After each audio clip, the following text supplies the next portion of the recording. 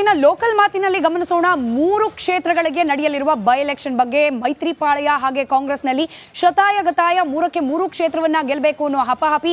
ಇದೇ ತಿಂಗಳ 13ನೇ ತಾರೀಕಿಗೆ ಕೇಂದ್ರ ಚುನಾವಣಾ ಆಯೋಗ ಪತ್ರಿಕಾಗೋಷ್ಠಿ ಕರೆದಿರೋದ್ರಿಂದ ಬಹುತೇಕ ಅವತ್ತು ಚುನಾವಣಾ ದಿನಾಂಕ ಘೋಷಣೆಯಾಗೋ ನಿರೀಕ್ಷೆ ಇದೆ. ಹಾಗಾದ್ರೆ ಕ್ಷೇತ್ರವಾರು ಗಮನಿಸ್ತಾ ಹೋಗೋಣ. ಯಾವ್ಯಾವ ಕ್ಷೇತ್ರದಲ್ಲಿ ಯಾವ ರೀತಿಯ ಲೆಕ್ಕಾಚಾರಗಳು ನಡೀತಾ ಇದೆ ಅಂತ ಹೇಳಿ. ಮೊದಲನೇದಾಗಿ ಚನ್ನಪಟ್ಟಣ ಹೈ ವೋಲ್ಟೇಜ್ ಕದನ ಕಣವಾಗಿ ಮಾರ್ಪಾಟಾಗಿದೆ. ಸದ್ಯಕ್ಕೆ ಚನ್ನಪಟ್ಟಣ ಬೈ ಎಲೆಕ್ಷನ್ನ ಫೀವರ್. ಹಾಗಾದ್ರೆ ಚನ್ನಪಟ್ಟಣದಲ್ಲಿ ನಡೀತಾ ಇರುವ ರಾಜಕೀಯ ಮಾತು ಏನು, ಯಾರ ನಡುವೆ ಕಾಂಪಿಟೇಷನ್ ನಡೀತಾ ಇದೆ, ಅದರ ಒಂದಷ್ಟು ಅಂಶವನ್ನ ಗಮನಿಸ್ತಾ ಹೋಗೋಣ. ಚನ್ನಪಟ್ಟಣದಲ್ಲಿ ಯಾರಾಗ್ತಾರೆ ಮೈತ್ರಿ ಅಭ್ಯರ್ಥಿ? ಒಂದು ಕಡೆ ಸಿಪಿ ಯೋಗೇಶ್ವರ್ ಅಧಿಕೃತವಾಗಿ ಪಕ್ಷದ ಕಡೆಯಿಂದ ಈ ವಿಚಾರ ಪ್ರಸ್ತಾಪ ಆಗೋಕ್ ಮುಂಚೆನೆ ಅನೌನ್ಸ್ ಮಾಡಿಬಿಟ್ಟಿದ್ದಾರೆ, ನಾನೇ ಅಭ್ಯರ್ಥಿ ಅಂತ ಹೇಳಿ. ಇದಕ್ಕೆ ಬಿಜೆಪಿಯಿಂದಲೂ ಓಕೆ ಅಂತ ಬಂದಿಲ್ಲ ಗ್ರೀನ್ ಸಿಗ್ನಲ್. ಈ ಕಡೆ ಜೆಡಿಎಸ್ ಪಾಳ್ಯದಿಂದಲೂ ಕೂಡ ಓಕೆ ಅಂತ ಗ್ರೀನ್ ಸಿಗ್ನಲ್ ಬಂದಿಲ್ಲ. ಆದರೆ ಸಿಪಿ ಯೋಗೇಶ್ವರ್ ಅವರನ್ನೇ ಮೈತ್ರಿ ಪಾಳ್ಯದ ಅಭ್ಯರ್ಥಿಯಾಗಿ ಕಣಕ್ಕಿಳಿಸ್ತಾರಾ ಸದ್ಯಕ್ಕಿರುವ ಪ್ರಶ್ನೆ ಅದು. ಮೈತ್ರಿ ಅಭ್ಯರ್ಥಿಯಾಗಿ ಯೋಗೇಶ್ವರ ಅಥವಾ ನಿಖಿಲ್ ಕುಮಾರಸ್ವಾಮಿ ಅವರನ್ನೇ ಕಣಕ್ಕಿಳಿಸುವ ಪ್ರಯತ್ನ ಮಾಡಲಾಗುತ್ತಾ? ಸತತವಾಗಿ ಸೋತಿದ್ದಾರೆ, ಆದರೆ ಮತ್ತೊಂದು ಪ್ರಯತ್ನ ಅಂತ ಹೇಳಿ ಏನಾದರೂ ನಿಖಿಲ್ ಕುಮಾರಸ್ವಾಮಿ ಅವರನ್ನ ಕಣಕ್ಕಿಳಿಸ್ತಾರಾ ಸದ್ಯಕ್ಕಿರುವ ಪ್ರಶ್ನೆ. ನಿಖಿಲ್ ಕುಮಾರಸ್ವಾಮಿ ಅವರನ್ನೇ ಸ್ಪರ್ಧೆಗಿಳಿಸಿ ಅಂತ ಹೇಳಿ ಜೆಡಿಎಸ್ನ ಕಾರ್ಯಕರ್ತರು ಪಟ್ಟು ಹಿಡಿದಿದ್ದಾರಂತೆ.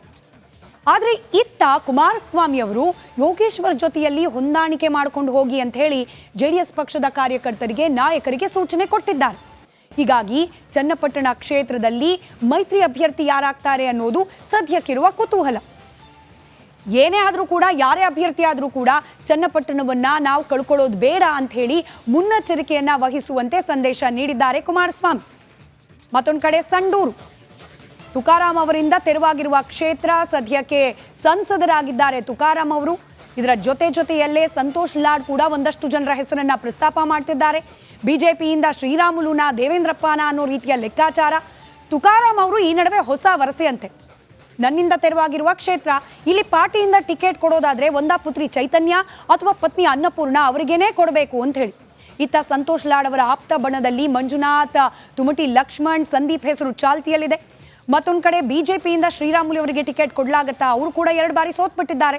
ಮತ್ತೊಮ್ಮೆ ಅದೃಷ್ಟ ಪರೀಕ್ಷೆಗೆ ಶ್ರೀರಾಮುಲು ಅವರಿಗೆ ಅವಕಾಶ ಕೊಡಲಾಗತ್ತಾ? ಅಥವಾ ಮಾಜಿ ಸಂಸದ ದೇವೇಂದ್ರಪ್ಪ ಅವರನ್ನ ಕಣಕ್ಕಿಳಿಸಲಾಗತ್ತಾ? ಹಿಂದೆ ಕೆಆರ್ಪಿಪಿ ಪಕ್ಷದಿಂದ ಕಣಕ್ಕಿಳಿದಿದ್ದ ದಿವಾಕರ್ ಅವರ ಹೆಸರು ಕೂಡ ಸದ್ಯಕ್ಕೆ ಚಾಲ್ತಿಯಲ್ಲಿದೆ. ಇದು ಸಂಡೂರಿನ ಒಂದಷ್ಟು ಅಪ್ಡೇಟ್ಸ್. ಇದರ ಜೊತೆಗೆ ಮುಂದಿನ ಕ್ಷೇತ್ರ ಸದ್ಯಕ್ಕಿರೋದು ಶಿಗ್ಗಾವಿ. ಅಲ್ಲಿನ ಅಪ್ಡೇಟ್ಸ್ ಏನಿದೆ ಅದನ್ನು ಕೂಡ ನಾವು ಕ್ವಿಕ್ ಆಗಿ ಗಮನಿಸ್ಬಿಡೋಣ. ಸಂಡೂರಿನಲ್ಲೂ ಕೂಡ ಅಭ್ಯರ್ಥಿ ಆಯ್ಕೆಯ ಕಸರತ್ತು ಮುಂದುವರೆದಿದೆ. ಬಸವರಾಜ ಬೊಮ್ಮಾಯಿ ಅವರಿಂದ ತೆರವಾಗಿರ್ತಕ್ಕಂಥ ಕ್ಷೇತ್ರ ಇದು. ಹೀಗಾಗಿ ಅಲ್ಲಿ ಯಾರನ್ನ ಕಣಕ್ಕಿಳಿಸಬೇಕು ಅನ್ನೋ ಸುದ್ದಿ ಸದ್ಯಕ್ಕೆ ಚರ್ಚೆಯಲ್ಲಿದೆ. ಇನ್ನು ಮುಂದಿನ ಭಾಗ ನಮ್ಮದು ಪೊಲಿಟಿಕಲ್ ಗಾಸಿಪ್ ಕಾರ್ನರ್, ರಾಜಕೀಯ ರಗಳೆ. ಹಾಗಾದ್ರೆ ಇವತ್ತು ರಾಜಕೀಯ ಕ್ಷೇತ್ರದಲ್ಲಿರುವ ರಗಳೆ ಯಾವುದು ಗಮನಿಸೋಣ.